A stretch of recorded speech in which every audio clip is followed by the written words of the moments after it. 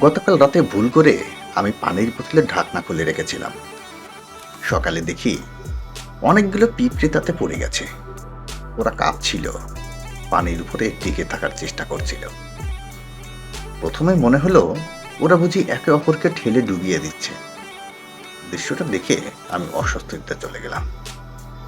কিন্তু কয়েক ঘন্টা পর যখন আবার তাকালাম, আমি হতবাক হয়ে গেলাম।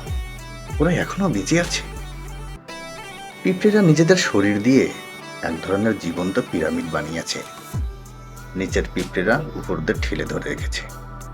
সময় হলে ওরা জায়গা বদল করছিল, শান্তভাবে, কোনো রকম বিশৃঙ্খলা ছাড়াই। কেউ নিজে আগে বাঁচতে চাইছে না, বরং সবাই সেখানে যাচ্ছে যেখানে কষ্ট বেশি, যেখানে অন্যকে তুলতে সাহায্য করতে হয়। আমি এতটাই মুগ্ধ হলাম যে একটা চামচ এনে বোতলে নামালাম। একে একে সব পিঁপড়ে উঠে এলো। কিন্তু ঠিক যখন একটি পিঁপড়ে প্রায় উঠে এসেছে, তখন সেটা পিছলে আবার পানিতে পড়ে যায়।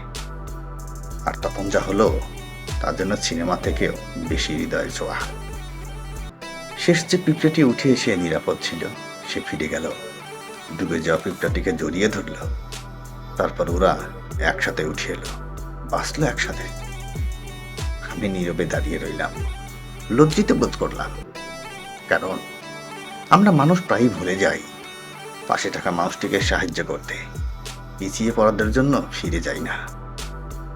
আসল শক্তি একা একা উপরে ওঠা নয়, আসল শক্তি একসাথে বাঁচায়, কাউকে ফেলে না যাওয়ায়।